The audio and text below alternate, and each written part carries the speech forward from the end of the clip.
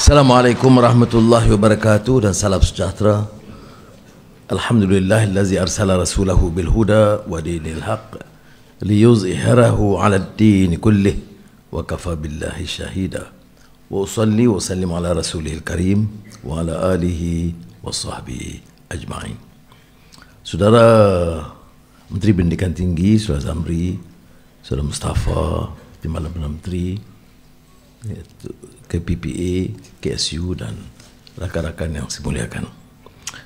Pertama, izinkan saya mengatur setinggi kesyukuran kepada Allah SWT dapat bersama dalam acara yang dibuat cara yang amat terburu-buru tapi berkesan. Dan kerana Saudara Zamri berhasrat untuk menentukan ini acara pertama saya di mana-mana kementerian, dia lupa saya luncur padu pada hari 2 hari bulan yang lalu, dan saya terharu kerana kehadiran di seluruh negara dengan notis yang singkat yang menunjukkan kepekaan, komitmen saudara, terutama di kalangan pentadbir dan penjawat awam dan intellectuals dan professors dan pimpinan universiti di seluruh negara. Saya ucap terima kasih dan amat hargai. Dan tradisi ini juga kita lalukan. Kita letakkan menteri dan timbalan menteri dan KSU, tapi tidak bermakna mereka menguasai semua permasalahan. Jadi untuk memulakan tugas mereka, saya sering kali menganjurkan supaya dalam minggu-minggu pertama mereka harus gunakan ruang memberikan sedikit penjelasan dan mendengar keluhan, pandangan, kritikan dan usul yang dikemukakan oleh saudara-saudara yang sudah lama bertapak di dalam dunia pendidikan tinggi. Saudara Khalid Nordin telah memberikan beberapa gagasan, anjuran, di antaranya untuk kepentingan kebajikan mahasiswa, dan saya harap tentunya akan diteruskan oleh saudara Zamri. Dia permasalahan ini rencam.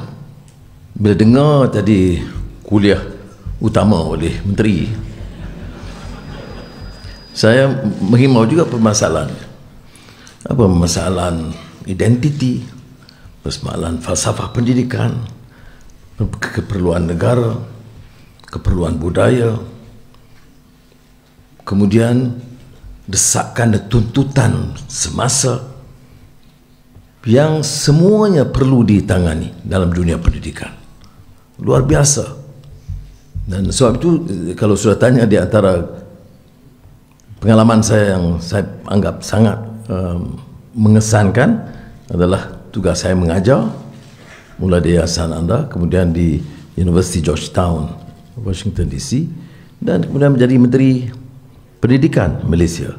Satu pengalaman yang sangat bukan saja mengesankan tetapi mendewasakan saya, memberikan kefahaman yang lebih baik dengan begitu banyak wacana dan pendedahan kepada dunia ilmu yang bertukar dengan kadar yang sangat pesat. Sebab itu intisarinya, seperti mana saya ucapkan tahun lalu kepada rakan-rakan di Kementerian Pendidikan, dia seolah-olah kita mahu menggapai langit, meneroka alam pemikiran baru, disiplin yang tidak terjangka pada awalnya. Disinggung tadi artificial intelligence. Kita bicara soal energy transition yang tidak sangat relevan 20 tahun yang lalu. Kita bicara soal digital transformation yang bukan menjadi sesuatu hal yang mendesak 20 tahun yang lalu. Kemudian arah tuju dunia perindustrian dengan teknologi tinggi yang tentunya berbeda daripada pelan perindustrian yang lama. Maknanya kita harus menggapai langit. Tetapi dalam kegairahan kita untuk menggapai langit, kita jangan lupa dan tertinggal landasan, kerana kita sebagai negara dengan budaya, dengan faham keagamaan juga yang rencam harus juga mengakar ke bumi. Jadi bagaimana kita harus kekal mengakar ke bumi, teguh dengan landasan asal kita sebagai negara bangsa, di samping itu nak mencapai dan menggapai langit. Ini tugas. Saya hanya mengumumkan permasalahan. Ini kerja Profesor dan Menteri Pendidikan dan Pendidikan Tinggi dan rakan-rakan untuk menjawabnya. Maknanya cabaran itu sangat kritikal. Kalau kita tangguh dan lakukan perencanaan formula seperti mana yang pernah kami lakukan 2-30 tahun yang lalu, kita akan ketinggalan landasan. Sebab itu di Jemaah Menteri, saya agak tegas menekankan, kalau kita buat keputusan transisi peralihan tenaga, maka ia harus dilakukan sekarang. Mesyuaratnya minggu depan, keputusannya dalam tempoh 2 bulan. Dia tidak boleh jangkaan biasa 6 bulan 1 tahun.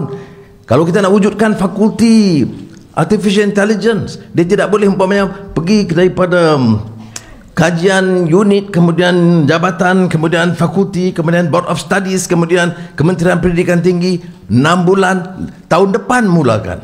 Kita akan ketinggalan 1 tahun. Dan seluruh pendekatan kita berubah. Dan ini satu cabaran. Ini disebut tadi menangani permasalahan dalam dunia pasca normal, post normal times, yang dirumuskan hanya tentang chaos, complexity, contradictions. Tetapi satu terminologi yang sangat relevan dalam menghadapi atau menangani permasalahan dalam post normal times ialah simultaneity. Semuanya berlaku dalam masa yang sama. Apa memang kita yang menekan kita? Climate, ya. Digital, ya. Termasuk AI. Ya. Tenaga, transisi tenaga, ya. Keperluan penguasaan bahasa, ya. Bahasa kedua, bahasa antarabangsa, ya. Jadi semua cabaran dan permasalahan dan tuntutan itu berlaku dalam masa yang sama, termasuk isu pembenturan idea dan faham yang mesti diselesaikan dalam masa singkat dan segera. Simultaneity yang mendesak kita melaksanakan dengan kadar yang lebih pantas. Kepantasan kita menangani ini akan memungkinkan kita kembali ke tingkat atas dalam persaingan antara negara. Itu kuliah ni faham atau tidak saya tak tahu. Baik, ini akan memberikan kita suatu pendekatan yang agak realistik. Kalau tidak, wacana kita ini seperti mana pidato menteri biasa, bahawa kita telah capai kejayaan yang membanggakan. Tahap universiti kita sudah tercapai di peringkat yang diiktiraf di dunia, dan mutu pendidikan kita itu nombor 1, mutu kesihatan kita itu nombor 2. Iyakah? Dan apakah boleh kita pertahankan bila kita lihat ketimbang kepesatan perubahan di negara-negara lain? Beberapa dunia di negara Arab, UAE, Arab Saudi, yang dianggap lembab puluhan tahun yang lalu, sekarang kepesatan perubahan itu memeranjatkan. Di rantau ASEAN, kita agak jauh ke depan tahun 90-an, dalam beberapa bidang sudah ketinggalan atau hampir ketinggalan. Saya tidak maksudkan sekat Singapura atau Taiwan, tetapi tentunya Indonesia, Thailand, Vietnam. Bila ada beberapa perbincangan dengan potensi pelabur besar, baru-baru ini di San Francisco, mereka bicara, ada kekuatan kita. Jangan kita berikan pandangan seolah kita ini sudah begitu lembab dan lesu dan laih, kalau istilah orang Kedah. Tidak semestinya. Tetapi dalam persaingan, kita tak dapat lagi pertahankan kadar kelajuan yang ada. Tidak dapat lagi pertahankan pendekatan pendidikan rendah, menengah, tinggi yang ada. Tidak mungkin lagi menganggap kita ini mampu bersaing kalau kita rasakan yang kita punyai sekarang sudah cukup. Jawapan oleh atau saranan oleh negara bakal pelabur di Amerika. Tatkala menemui saya dan Menteri MITI dan Menteri Luar pada ketika itu ada, dari luar ke dalam sekarang, mereka mengatakan bahawa di ASEAN ini, Malaysia ini dianggap okey, baik, ada potensi, tetapi kepesatan perubahan baik dalam soal digital ataupun transisi atau peralihan tenaga dan kecepatan kelulusan mengatasi beberapa kerana pentadbiran atau birokrasi itu kita agak ketinggalan ketimbang Vietnam umpamanya. Saya berita itu melesukan saya. Balik saya minta dikaji berapa ratus lawatan ke Vietnam. Apa yang kita belajar? Berapa ratus lawatan ke Indonesia, ke Vietnam, ke Thailand. Apa yang kita pelajari? Maka kita harus bukan saja memberi sumbangan, tetapi mempelajari kekuatan perubahan mereka. Apakah ini semua perkara tentang idea baru? Tidak. Tetapi percayalah bagi rakan-rakan yang menguasai disiplin sains sosial, tahu tentang teori McClellan ataupun propensity to change and resistance to change. Ini bukan saja di kalangan orang-orang yang kurang pendidikan di desa, tidak. Resistance to change juga kadang-kadang orang golongan elit, sama ada elit politik atau pentadbir atau yang disebut intellectuals. Ada resistance to change dari kaedah dan cara yang biasa mereka kenal, dan mereka agak yakin dan confident untuk pertahankan cara yang sedemikian. Ya. Sebab itu dalam soal tata kelola umpamanya, bila saya asak dengan keras, kalau negara ini mau maju, ekonomi mampan, negara bangkit sebagai negara hebat, betulkan tata kelola. Yang jadi Perdana Menteri atau Menteri Keuangan dan Menteri-Menteri mesti hentikan cara gelojoh memunggah kekayaan negara. And this we will do it firmly and without compromise. Saya address ini kepada public intellectuals kerana saudara faham, ini bukan perkara mainan bagi saya. Kerana kalau tidak, ketirisan itu berlaku. Ketirisan, buat sekolah boleh tiris, bina universiti boleh bocor, bukan bocor bumbung, bocor kelulusan projek. Ya, apalagi projek-projek besar, Tempatan banjir bocor, jana wibawa bocor. Negara apa? Ya, nak didik, sudah didik anak-anak, ya, di bidang kejuruteraan, bidang teknologi, bidang IT, bidang social science, agama, syariat, tetapi sistem itu bobrok. Ini yang disebut tadi excellence without a soul. Jadi mesti menggapai langit dan mengakar ke bumi. Akar itu budaya kita, bahasa, budaya, akhlak dan nilai. Tetapi permulaannya menerima kekuatan kita dan kelemahan kita. Sebab itu dulu pernah saya popularkan laporan Suruhanjaya yang ditubuhkan oleh Presiden Ronald Reagan, yang berjudul A Nation at Risk.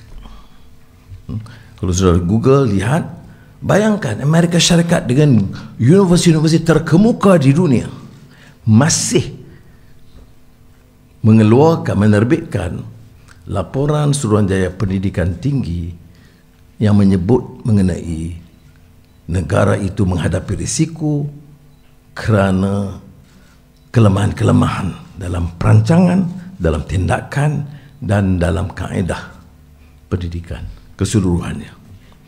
Ya. Nanti kan dinukil kata Anwar, tiru Amerika, keluarkan sosial media. Baik, tak apa. Soalnya ialah kalau Amerika Syarikat sendiri dengan kekuatan mereka dalam beberapa bidang, terutama pendidikan, walaupun ada karya Harry Lewis, Excellence Without a Soul, tapi dia ada excellence. Remember, they have that excellence in achieving in the academic pursuit. There is unquestioningly, undoubtedly, academic excellence. What is lacking is becoming soulless, no compassion, no consideration for the poor, issues of concern to the society outside the campus. Jadi rumusannya excellence, betul so. Jangan kita rasa kita ada soul walaupun kurang excellence. Saya bimbang takut excellence pun tidak ada, soul pun mulai runtuh. Maka cabaran bagi kita ialah dari A Nation at Risk 80-an kepada 2000 lebih excellence without a soul. Itu harus mencabar kita, pemikir, perancang, bagaimana dapat kita latih dan didik anak-anak kita. Saya pernah berpengalaman di antara profesi yang saya paling senang ialah sebagai seorang guru. Biasa anda begitu lama, kebanyakan untuk peringkat tingkatan 6, dan kemudian sekadar visiting fellow dekat Oxford Science dan mengajar di Georgetown. Saya boleh banding umpamanya dengan segala kritikan kita tentang kelemahan sistem pendidikan barat. Ada kekuatan luar biasa tentang kesungguhan, disiplin mahasiswa dan graduan muda dalam menelaah, menghadam, menggali maklumat yang kadang-kadang terkesan kurang di kalangan kita. Dan saya tidak fikir kita boleh bersaing dengan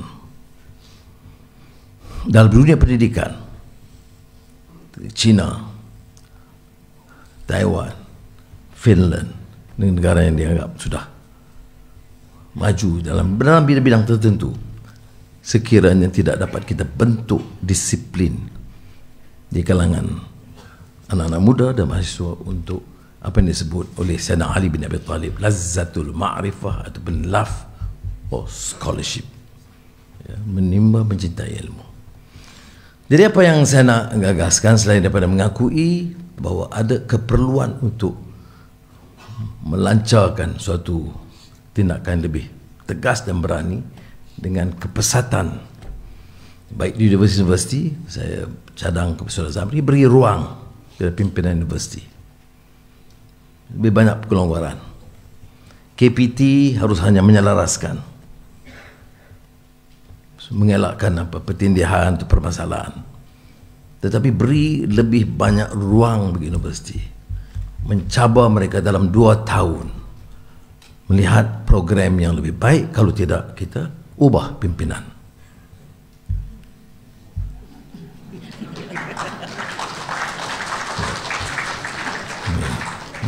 Ini termasuk menteri dan perdana menteri. Kalau ini jadi pendekatan kita, mana kita bagi ruang. Sekarang ini, bila kita bicara universiti, dia kata, ya kami kemukakan, tapi penyelarasan di KPT tak jelas. Bawa kepada fakulti ya, tapi senate dan universiti. Jadi pelbagai kekangan. Saya fikir universiti ini harus beri ruangnya lebih. Saya setakat yang saya mampu sebagai Menteri Keuangan memang maksimal dalam keadaan kekangan keuangan sekarang. Hutang 1.5 triliun ringgit, defisit tahun lalu 56%, dan saya terpaksa kurangkan defisit kepada 5 kalau tidak pelaburan dan kedudukan ekonomi itu tidak diurus dengan bertanggungjawab. Tapi dalam keadaan gitu, saya nak pastikan supaya kebocoran dan perbelanjaan dan hasil itu meningkat. Setakat ini hasil memang meningkat, kerana kita cuba baik kita terkelola dan elak kebocoran, baik lembaga hasil dalam negeri, custom dan unit-unit lain. Dan dengan ini, walaupun ada kekangan, saya sebut peruntukan di bidang kependidikan itu menyaksikan peningkatan tertinggi dalam belanjawan 2024, diikuti oleh Kementerian Kesihatan, dan berikutnya Kementerian Pertahanan dan lain-lain. Jadi saya harap dalam menggagaskan idea baru ini ialah menyerahkan mandat susta selain daripada kekuatan bahasa dan budaya yang sangat integral dengan masyarakat. Tidak mungkin satu dunia dan negara membangun, berkembang, kompromi soal penguasaan bahasa. Jadi kalau kita mula dengan dasar yang cukup jelas, di semua universiti penguasaan bahasa Melayu itu mesti baik. Dan kalau ini sudah diterima sebagai syarat mutlak, termasuk bagi pelajar-pelajar Malaysia di IPTA, maka kalau tidak ada kesenjangan kaya miskin, kesenjangan pendidikan, kalau IPTA sama sekali seolah-olah dia di IPTA di dunia asing, tak mungkin begitu. Kita beri kelonggaran, tetapi sekurang-kurangnya pendidikan asas tentang bahasa itu harus dikuasai, sejarah negara harus diketahui, itu basic. Kemudian buatlah, terokailah bidang yang dan disiplin baru yang dikehendaki, kita tidak akan ganggu. Nah, kalau ini diterima, maka munasabah bagi kita menumpukan untuk tahun ini dengan syarat bahasa itu dikuasai dengan baik, untuk mula meningkatkan mutu penguasaan bahasa Inggeris di pusat-pusat pendidikan tinggi. Saya fikir hal ini harus dimulakan sekarang juga. Dan pendekatan saya bila kita sekarang bila minggu depan, ya, yaitu dalam kuliah walaupun dalam bahasa, tetapi profesor harus menekankan, ya, buku-buku rujukan dan sebagainya supaya penguasaan kelancaran bahasa Inggeris itu ditingkatkan. Kita lihat umpamanya perkembangan ini berlaku. Indonesia kekal dengan kekuatan bahasa Indonesia, bahasa Thai di Thailand, tetapi anak-anak muda di universiti tempatan mereka yang memulai menguasai bahasa Inggeris yang begitu baik, itu di beberapa universiti sudah mengatasi kekuatan Inggeris di negara kita. Jadi jangan kita jadinya menjerit soal bahasa. Ada yang kemudian fobia kalau kita sebut penguasaan bahasa Melayu. Ada juga golongan yang agak elit kota ni, wah, dia fobia bila sebut ini masalah bila saya sebut kalau kamu tu syarikat tempatan rakyat Malaysia, tulis surat kepada saya bahasa Melayu lah. Itu pun ada fobia. Sudah ada unsur-unsur ekstrim. Dia ingat dia ini Presiden PBM MUM lagi. Dia lupa dia sudah jaga semua rakyat. Kemudian ada yang mengatakan, oh ini kerana nak jawab tuntutan golongan Islam dan Melayu pembangkang. Tak betul. Sudah lihat hidup saya, daripada saya sepanjang masa di universiti, saya tidak pernah kompromi soal penguasaan bahasa yang baik, ya. Tetapi saya tidak ada, ini bukan zero sum game, ya. Promote bahasa Inggeris at the expense of Malay, promote Malay at the expense of English. Ini outmoded view. Dalam pendidikan, terutama pendidikan tinggi, kebanyakan universiti di dunia menekankan penguasaan lebih dari satu bahasa. Jadi ini di antara yang penting. Kemudian tentulah soal transformasi digital dan IT dan AI. Dan AI pun ada cabaran dia sendiri.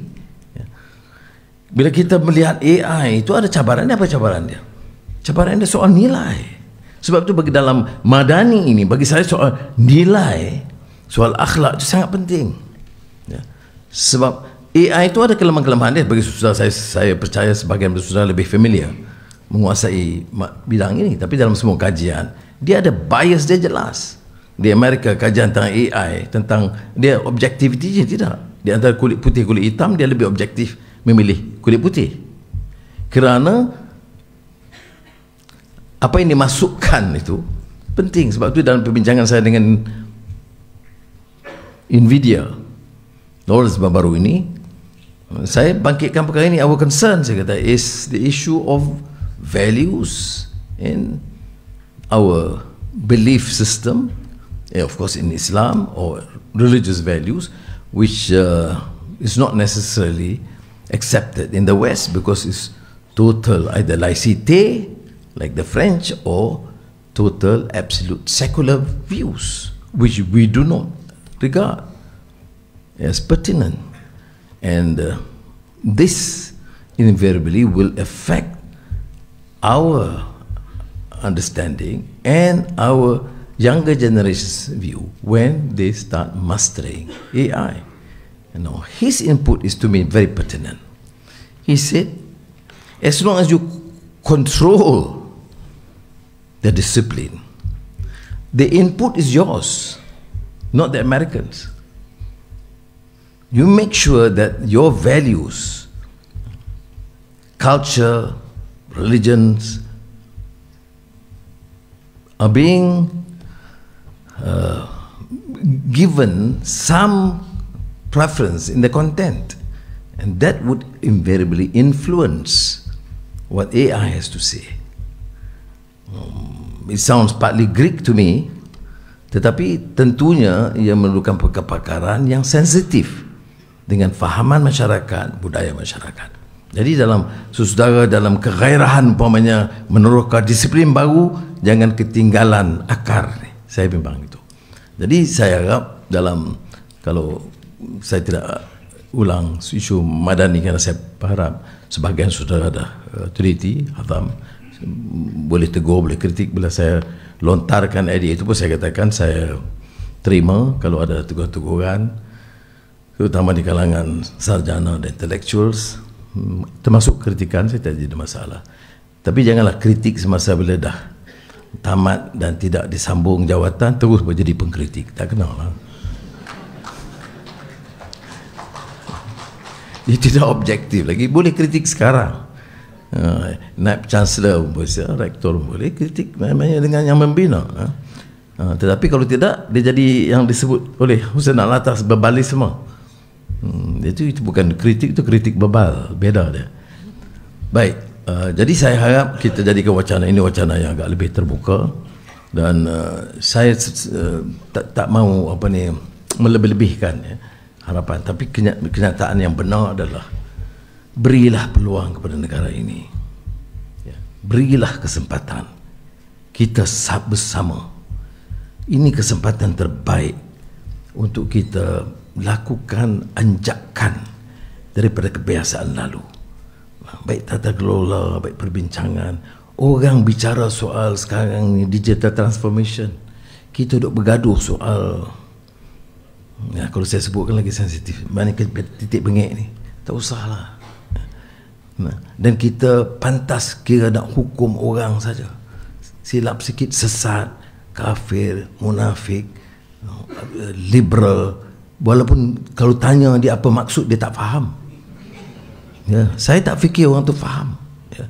Padahal dalam rukun negara tu dia sebut liberal, konteksnya lain daripada liberalism dari segi ideologi. Tapi oleh kerana dengar hanya tazkirah 10 minit dan jadi pakar, jadi masalah. Tapi saya ingat tak apa, pokoknya bagi saudara di kalangan pemikir bangsa harus melihat keutamaannya. Keutamaannya adalah mengangkat martabat bangsa dan negara. Keutamaannya adalah menggunakan ruang perbaiki kelemahan-kelemahan kita. Keutamaannya mendidik anak-anak kita supaya dalam 5 tahun, 10 tahun mereka bersaing dengan yakin dengan negara maju di dunia ini. Ini yang harus diberikan tumpuan, dan yang lain-lain soal titik bengek itu boleh diketepikan. Tidak mudah, tapi saya yakin. Saya yakin insya-Allah kerana kekuatan kerajaan perpaduan Madani sekarang ini, walaupun dia rencam ya, coalition dari pelbagai parti dan aliran sejarah kefahaman, Surah Zamri ada di sini. Saya belum hadapi satu pun masalah besar tatkala merangka keutamaan-keutamaan penting, baik Madani dari dasar atau ekonomi atau pelaburan atau digital atau peran tenaga ya. Belum hadapi apa masalah, kerana pemusatan kita sekarang ini ialah ke arah perbaiki sistem tata kelola dan mengangkat martabat negara ini. Saya yakin beri masa 2 tahun, 3 tahun, kalau ada proses dengan kepesatan dan komitmen yang ada di kalangan pejabat awam, di kalangan sarjana dan tentunya pimpinan politik, saya yakin insya-Allah Malaysia akan berubah wajah sebagai negara yang maju dan lebih bergaya, insya-Allah. Assalamualaikum warahmatullahi wabarakatuh.